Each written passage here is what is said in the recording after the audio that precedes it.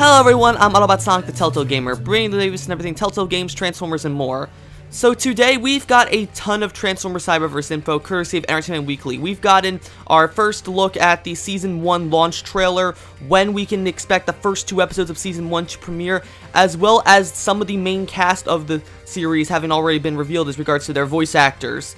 So first off, I'm just going to state the thing most of you are probably excited for. Season 1 of Transformers Cyberverse will be premiering on September 1st with Episode 1 Fractured and Episode 2 Memory. Now, for those of you though who can't wait to get their hands on Cyberverse, Cartoon Network's official website will actually be uploading the first episode, Episode 1 Fractured, a couple days earlier on August 27th, which is just, I believe, only a couple days away. So, unless you'd rather don't want to wait till next Saturday for both episodes, you can go ahead and watch the first episode on Cartoon Network's official website on August 27th if you have a proper account. As for when you can expect my reviews of the episodes, I most likely will probably be waiting for both episodes to be released so I can review them together. If not, if the first episode does get out early, I may do an early review of episode 1 though.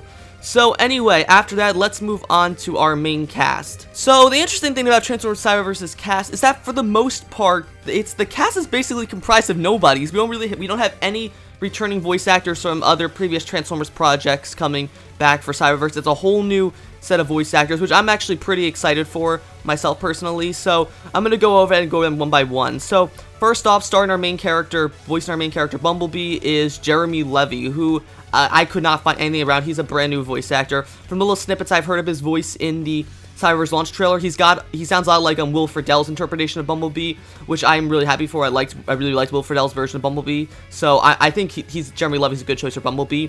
Following behind him is our main female character, Windblade, who will be voiced by Sophia Isabella, once again another nobody. She sounds very similar to Christy Wu's Windblade from Robots in Disguise, just like Jeremy Levy does with Will Friedle. So I do like Windblade's voice after what we heard from her in both the sneak peeks that we saw of her for fighting Thundercracker and getting the scout ship of Bumblebee.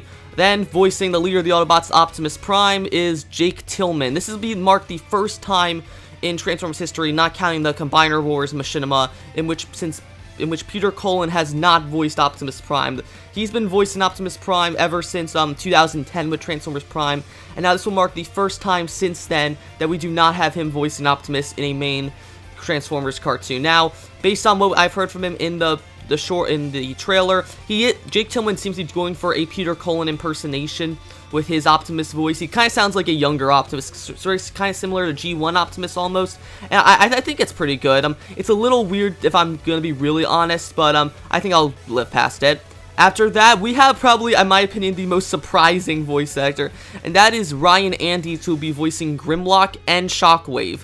Now, we don't know what he'll sound like as Shockwave, but from the little snippet of him we heard as Grimlock, I was completely shocked, in which, instead of having, I was imagining maybe something similar to Kari Payton's Grimlock, who voiced him in Robots in Disguise, maybe Greg Berger's Grimlock, who voiced him in Animated and the G1 cartoon.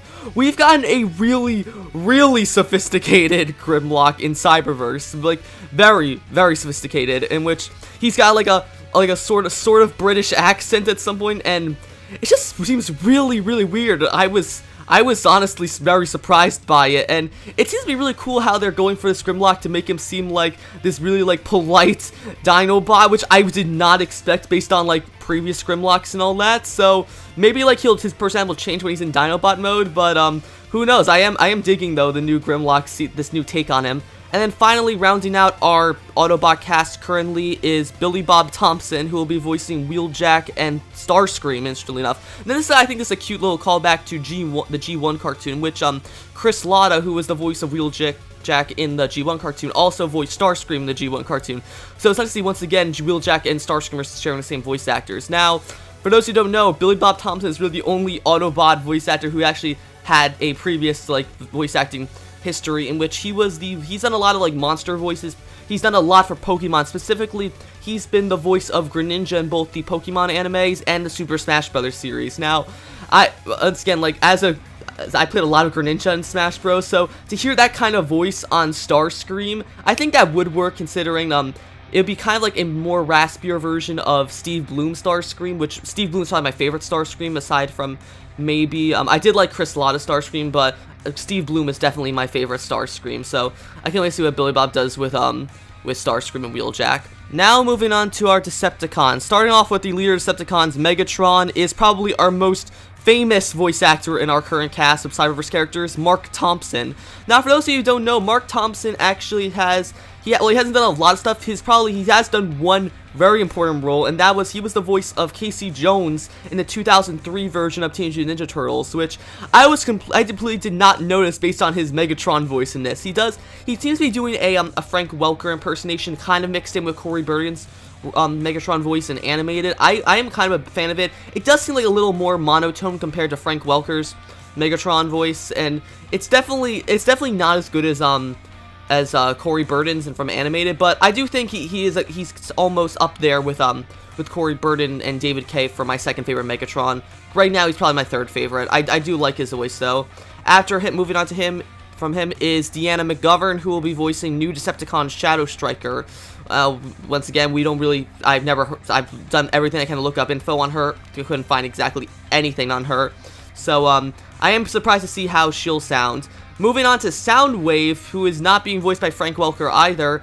He'll be voiced by Mark Swint. Now, for those who don't know, while this is maybe one of Mark Swint's first main actual voice acting roles, you may not be surprised to recognize him as a member of Team 4-Star. Those guys know he did a lot of also secondary roles in their Dragon Ball Z Abridged series and their Attack on Titan Abridged series. So I thought that was hilarious that we're gonna hear a guy from Team 4-Star now voicing Soundwave in Transformers Cyberverse. I think that's really, really funny.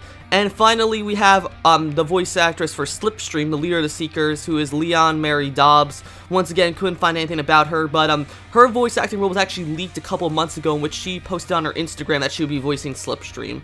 But aside from that, we don't really know anything else from the little bit of snippet we heard of her and hear from her in the launch trailer.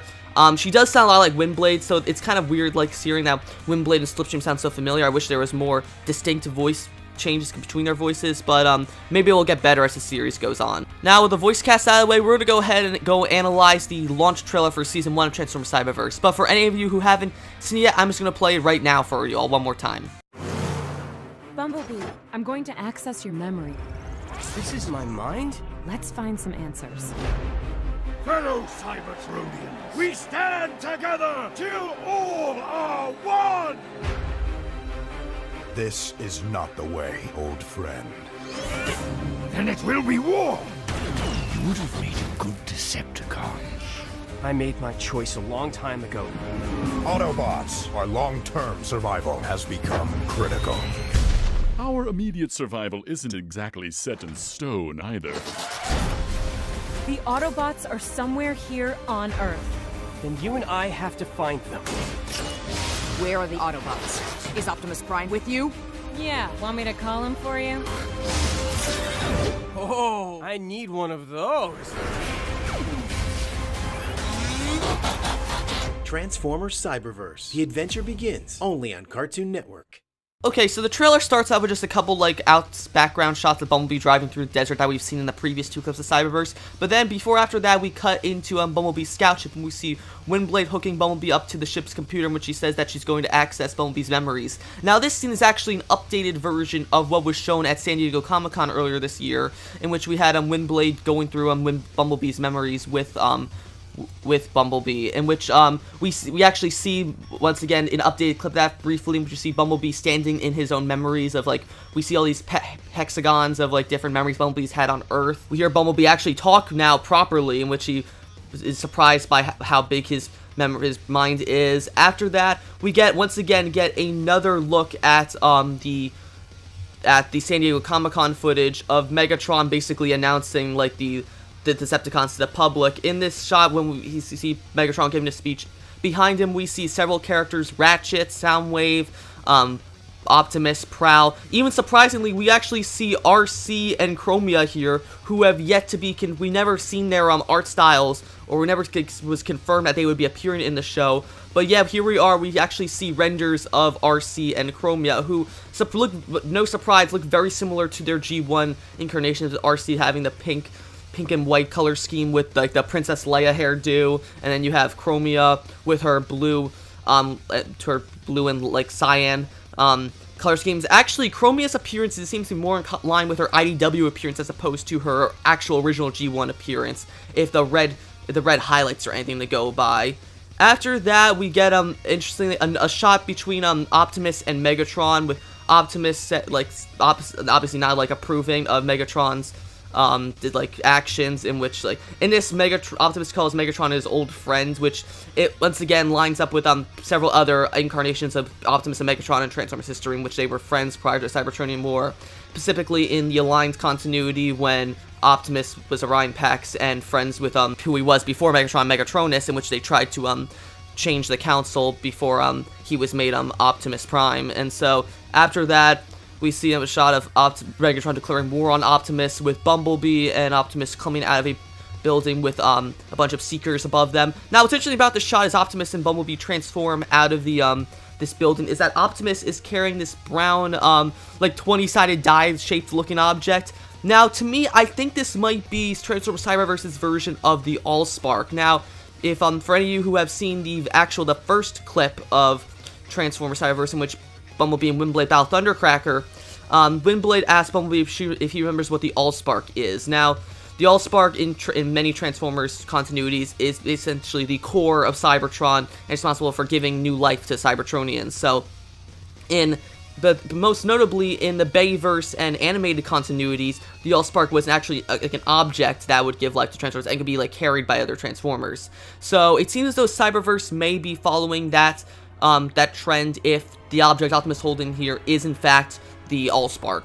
Once that's over, we get a pretty interesting shot between Megatron and Bumblebee, which seems to be that Megatron is trying to convince Bumblebee to join the Decepticons. I assume maybe this is before actually Bumblebee joins the Autobots, in which we see Bumblebee then like looking kind of like annoyed, in the sense that you can maybe look it doesn't look like the same area he's in with Megatron, but he does it seems like maybe that he's watching one of Megatron's speeches or something and doesn't agree with what he's doing.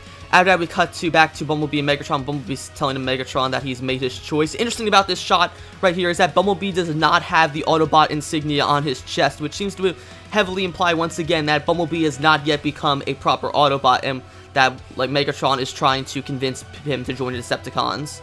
After that, we see a shot of the Ark piloted by Optimus and other Autobots flying through space. I assume this is after the fall of Cybertron. Inside, we see Optimus talking to the Autobots. Specifically, we see here Ratchet, Chromia, Bumblebee, and Grimlock. I assume there's more in which Optimus says that they need to focus on their own survival at this point. It quickly cuts to a shot of Soundwave and Bumblebee in this long corridor, like tunnel area, in which Soundwave does like a shockwave that sends Bumblebee flying backwards in his alt mode. Perhaps this could be maybe how Bumblebee loses his voice. Who knows? We get a shot with Grimlock, which reveals his voice, which really, if Bumblebee and Optimus' looks after here or anything, it shows just how confused I am by Grimlock's voice. There's really nothing we can tell about this other than the fact that just, once again, how weird Grimlock's voice is. That's not weird in the sense that it's bad, it's just I'm not used to, like, a sophisticated talking Grimlock like that. I mean, I know we've had Robots in Disguise Grimlock who actually talked in proper sentences, but he was still kind of an idiot. Now to see a proper competent Grimlock it's really like weird and bizarre to me. After that, we get some more repeats of the fight between Windblade, Bumblebee, and Thundercracker, in which after that we see this shot of Windblade in this snowy environment opening what looks like an escape pod of some kind, or maybe like it's a trap door to an underground Autobot base or something, which during this Windblade says that all the other Autobots are on Earth and that she and Bumblebee have to work together to find them. So that's a pretty interesting concept, and kind of maybe like almost a reverse of the plot of Robots in Disguise, in which Robots in Disguise was about Bumblebee and his team looking around to find all Decepticons to lock them up. Now it's about Bumblebee and Windblade trying to find all the Autobots. But I think it's pretty cool. Now after that, we actually get another interesting shot of Thundercracker and this other Seeker outside of Bumblebee's scout ship. Now, at first, when I saw this shot in the first sneak peek, I thought this was Slipstream, but that's actually not Slipstream. This is a brand new Decepticon Seeker who is another female Seeker. Now, could this perhaps be Cyberverse's version of Skywarp, making it the first female version of Skywarp? Who knows? Because it might not be Skywarp, because Skywarp's usually primarily black with purple highlights, not entirely purple. But hey, if they went ahead and made Slipstream a mini-con and made him a guy in Robots in the Skies, it wouldn't be a pass and make Skywarp a girl in Cyberverse and make her completely purple. It seems as though this shot might be after Bumblebee and Windblade beat them and go Stars measures. Maybe they leave the ship and then she and Thundercracker find the scout ship and are tracking their position. At which point we see another shot of Bumblebee inside his memories, telling Windblade that he's going to work with her to find the Autobots. In which we have we see another shot of Thundercracker battling Bumblebee and Bumblebee using his stinger on him. We then see a shot in the snow, back in a snowy environment, where Windblade found the escape pod or trap door, in which we have Thundercracker, the other female Seeker, and now Slipstream, if you can tell by the light blue highlights she has on her wings, along with the much darker purple that are on her body, in which she demands Windblade to tell her where Optimus is. At this point, we also see Optimus pull out, shift his hand into like a blue Energon axe, very similarly to his axe from Transformers Animated, which it's a nice little callback though, because even though it's mostly reference to his G1 axe, the color scheme and like design of the axe looks very similar to its appearance in Transformers Animated. After that, we see a couple other quick shots of like Bumblebee and Windblade battling Shockwave on their people. There is one interesting shot here though, and that is of when Bumblebee and Windblade are fighting Insecticons, and that is, we see here Bumblebee and Windblade are in some kind of cave. Maybe this is the mine where afterwards they run into Thundercracker and the other Seeker.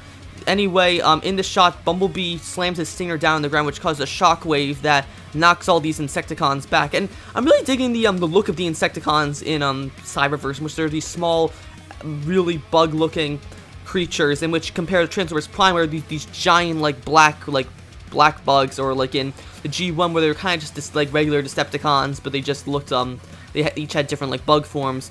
I do like the hive minds, like the very similar looks of Insecticons like they have in Prime, but the fact that they're really small now, kind of like Scraplets from Transformers Prime, I do like this design of Insecticons. Okay, so I know it seems like that might be the end of the video, but just as I was about to go ahead and start editing this video, Cartoon Network's official YouTube channel actually put out a third clip of Transformers Cyberverse from a upcoming episode that it's not episode 1 or 2, it's from an episode that is currently being called Allspark, and it focuses on Bumblebee's interactions with the Allspark back on Cybertron, and we actually get our first look at Starscream in the show. So before we're gonna go ahead and analyze that clip right now. So this clip, I assume, is from most likely be the third episode of Transformers Cyberverse, which we know is, well, it may not be the third episode, but this episode is called Allspark. So obviously this is still very early on the show, as it starts off with Bumblebee still in his own mind with Windblade trying to recover his memories. Now, I want to make a correction at first. In my very first sneak peek analysis, I said that both the first two clips of Windblade versus Thundercracker and then of Bumblebee and the scout ship, those from the same episode. That is not true. The clip of Windblade battling Thundercracker was from the first episode, Fractured, while the clip of Bumblebee and the scout ship was actually from Memory, the second episode. So this clip seems like it's from episode 3 called Allspark, and it starts off with Bumblebee trying to remember what the Allspark is. And we actually get confirmation in this clip in which Windblade shows Bumblebee a memory of said Allspark. Now, just like I thought in my analysis of the trailer, the Allspark is in fact this brown 20-sided die-shaped object, which is a very interesting take on what the Allspark looks like in this time. Usually we see it as like this bright blue object in the Bayverse movies. It was this silver cube with like blue pulsing lights around it. In Animated, it kind of looked like the Matrix. It was orange with blue highlights. But this one, it's a solid brown double 20-sided dice-shaped object that just looks kind of weird. It doesn't really look like Allspark material to me. So anyway, the clip involves Bumblebee carrying the Allspark to an Autobot drop-off point, which we hear Grimlock talking to Bumblebee over the radio. Though we actually don't hear Bumblebee talk at all in this clip. The only instance we see of Bumblebee actually talking occurs halfway through this clip when the Allspark seems to be like talking to Bumblebee, in which you hear like these soft whispers coming from it. So Bumblebee stops under this bridge to look at the Allspark, and it does this cool thing where the Allspark starts to glow blue, and then the blue lines activates something with Bumblebee and makes his whole body turn blue. However, he then gets interrupted by Grimlock, who's telling him to hurry up with the package. So, to me, this makes it seem like the Allspark sort of has the ability to, if you remember in Robots in Disguise, when if the Autobots combined 3 Decepticon together, combine 3 Decepticon together, you could get like super armor and then Steeljaw did this in the season 2 finale, in which he combined 3 of them into himself to get like ultra armor. So, could the Allspark be capable of doing that in Transformers Cyberverse? Maybe giving upgrades to any Cybertronian it touches? Who knows? So, anyway, this clip ends rather abruptly after that, in which, after he's interrupted by Grimlock, Bumblebee brings the, snaps out his funk and gives the Allspark to, brings up his Robert point. The interesting thing here, though, is when, Grimlock asked Bumblebee what's taking him so long, Bumblebee doesn't say anything. It seems as though maybe, like, he texts something to Grimlock, in which Grimlock then responds, in which he's confused as to why the Allspark is talking to him. But that's all we get. So I'm really wondering why Bumblebee doesn't talk here if he was shown talking in his days on Cybertron, if you remember from the trailer when he defies Megatron. So anyway, Bumblebee arrives at the drop-off point, but not before he is ambushed by Starscream and an army of Seekers. This does not include Thundercracker, Slipstream, or the other female Seeker we saw in clip number 2. This is a brand new bunch of Seekers that Starscream is with. Now, I gotta say, hearing Billy Bob Thompson now as properly as Wheeljack he's actually pretty good.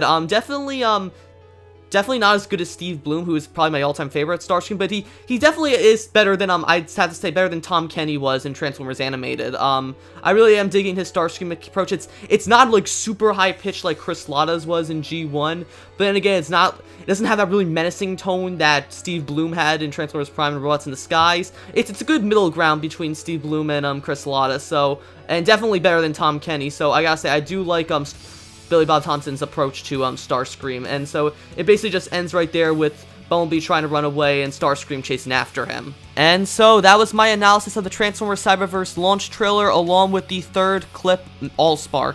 As I said earlier, we can expect Season 1 of Transformers Cyberverse to premiere on September 1st on Cartoon Network, when the first 2 episodes, Fractured and Memory, will premiere. However, if you want to get a sneak peek earlier, you can go on the Cartoon Network's website on August 27th to watch the first episode, Fractured, for free. Are you guys excited for Transformers Cyberverse? If you are, be sure to like, comment, subscribe, and I will see you guys later.